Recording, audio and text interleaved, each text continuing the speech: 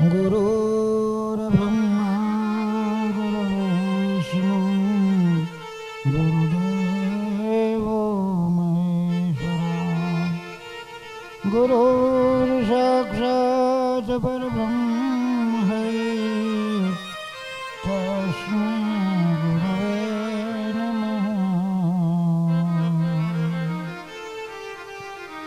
આવા દુરંગા ભેળા રે કદી ના બેસીએ, એ પથેમાં પોતાની જાય. આવા દોરંગા ભેળા રે કદી ના બેસીએ. હવે દોરંગો કેને કહેવો એના વિશે એક તમને સરસ મજાની વાત કહું કે એક અધિકારી અને અધિકારી પોતાની ઓફિસની અંદર ગમે તેમ આડાઅવળું કરી અને ઘણા પૈસા ભેગા કરી પછી સવારથી સાંજ સુધીમાં જે કાંઈ આડાઅવળું કરી અને ભ્રષ્ટાચાર કરીને પૈસા ભેગા કર્યા હોય સાંજે ભગવાન પાસે જાય. ભગવાન પાસે જઈ અને મંદિરની અંદર મોટો ભગત હોય એવા દેખાવ કરે. બધાને એમ થાય કે ઓહો સાહેબ તો બહુ સારા છે. પણ આ વાતની પોતાના દીકરાને ખબર પડી. દીકરાની ઉંમર 19-20 વર્ષનો હતો. એટલે એને વિચાર થયો કે આ મારા પપ્પા બહુ ખોટું કરે છે. ગરીબ માણસ પાસેથી પૈસા લઈ અને કામ કરે છે અને પાછા સાંજે ભગવાન પાસે જઈને ભગવાનને પોતાના હૃદયની અંદર બેહવાનું કહે છે. હવે પોતાના પિતાશ્રી હતા એટલે દીકરો આજ્ઞાકીન હતો.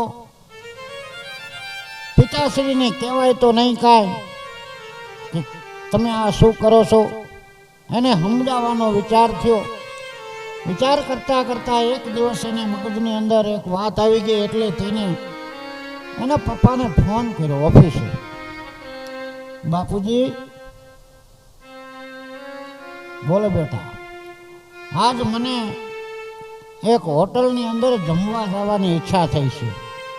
એટલે એના પિતાશ્રી ખૂબ રાજી થયા. એને કીધું કે વાહ બેટા, આજ જરૂર તને હું જમવા લઈ જઈશ. એટલે પોતાની ઓફિસની અંદરથી એકદમ સાંજે ઘરે આવ્યા. ઘરે આવી ફ્રેશ થઈ અને તરત ગાડી બહાર કાઢી પોતાના દીકરાને કીધું કે હાલ બેટા, ત્યાં કઈ હોટલમાં જમવા જવું છે. એટલે એના દીકરાએ પહેલેથી જ નક્કી કરી રાખ્યું હતું કઈ હોટલમાં આપણે જવું. એ હોટલની અંદર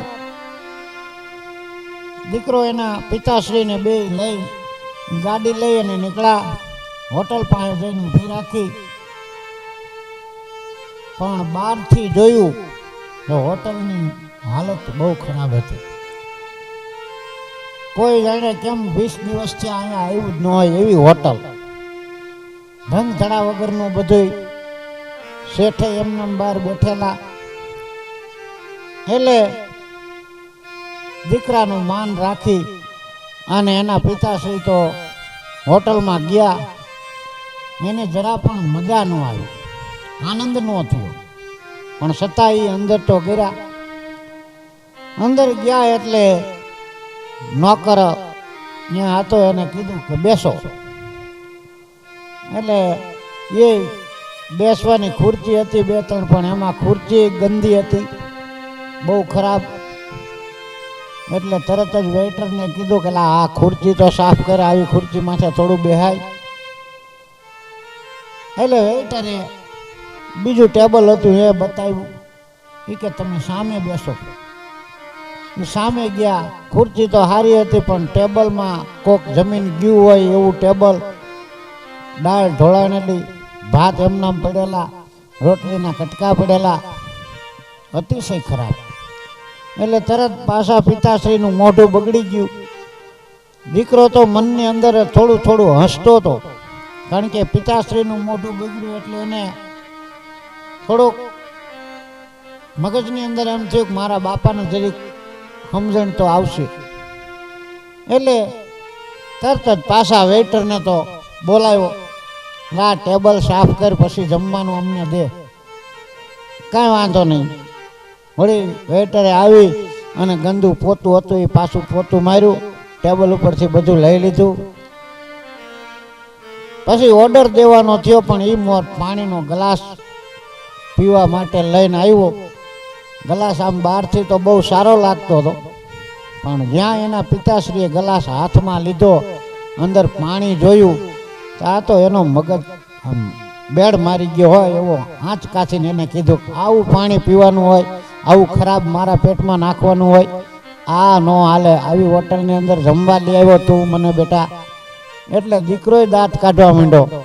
ઓલો વેઇટરે ત્યાં ઊભો હતો ને ગ્લાસનો ઘા કર્યો, ગ્લાસ તૂટી ગયો, પાણી બધું ઢોળાઈ ગયું.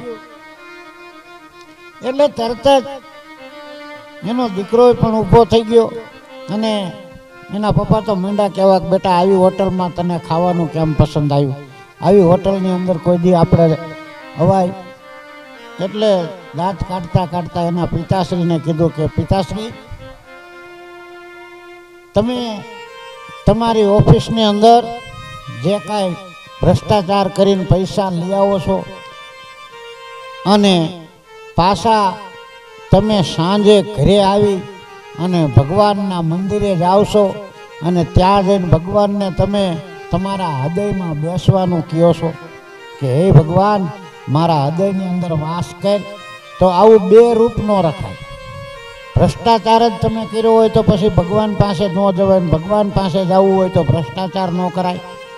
એટલે આ વાત મને ગમતી નહોતી, એટલે હું તમને આવી હોટલની અંદર લઈને આવ્યો કે જે હોટલની અંદર ખાવાનું તમને ન ભાવે તો એવા હૃદયની અંદર એવા દોરૂપી હોય એના હૃદયની અંદર ભગવાન કેમ વાસ કરે. માટે પિતાશ્રી, તમે ધર્મના રસ્તે હાલો અને ભ્રષ્ટાચાર કર્યા વગર તમારા નીતિ નિયમ મુજબ જે થતું હોય કરો, તો ભગવાન તમારા ઉપર રાજી રહેશે અને તો તમારા અંદર ભગવાન ખુશીથી રહેવા આવશે. નકર તમારું ગંદુ હૃદય જોઈ અને ગંદો જીવ જોઈ અને ભગવાન પણ તમારા હૃદયની અંદર આવી નહીં શકે અને ભગવાન પણ તમારાથી દૂર રહેશે. માટે સંતોએ કીધું છે કે દોરંગા ભેળા રે કદી ના બેસીએ રે, એ પથેમાં પોતાની લે જાય, એ આવા દોરંગા ભેળા રે કદી ના બેસીએ. માટે માણસને બધાને સમજી જવાની જરૂર છે. કોઈ દિવસ ખોટું કાર્ય કરી અને પૈસા ભેગા કરી અને પછી ભગવાન પાસે તમે જો ભીખ માગવા જાઓ, ભગવાન પાસે તમે પ્રાર્થના કરવા જાઓ તો એ બેય નો હાલે. કારણ કે તમારાથી ભગવાન તમારાથી વગર વિચાર્યું જે ખોટું કાર્ય થઈ ગયું હોય એ ભગવાન માફ કરે છે. બાકી વિચારી જાણી જોઈને કર્યું હોય અને પછી ભગવાન પાસે પ્રાર્થના કરવા જાય કે હે ભગવાન મારાથી ભૂલ થઈ ગઈ છે, પાછી બીજે દી એના એ જ ભૂલ કરીને પાછા ભગવાન પાસે જાય તો એમ ભગવાન આપણા હૃદયની અંદર બિરાજમાન થતો નથી. માટે આજથી સમજી વિચારી અને હાલવું એવી મારી તમને બધાને પ્રાર્થના.